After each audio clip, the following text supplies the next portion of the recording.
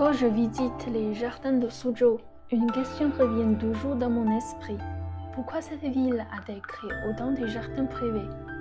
Aujourd'hui, Suzhou possède certains des jardins classiques privés les plus célèbres de Chine.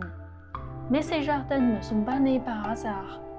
La première raison, c'est la prospérité du Jiangnan.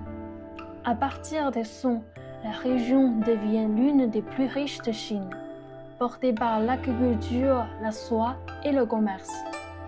Mais la richesse à elle ne suffit pas à créer un jardin avec une âme. À l'époque des Ming et des Qing, de nombreux fonctionnaires et lettrés, après des années de carrière, ils choisissent de revenir dans leur région natale.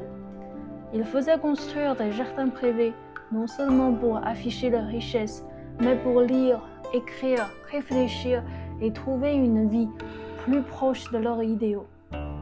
La nature de Suzhou a aussi joué un rôle essentiel.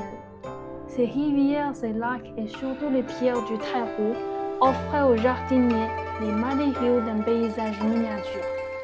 Dans un espace limité, ils savaient jouer avec les montagnes, les eaux et les perspectives pour donner au jardin une profondeur étonnante.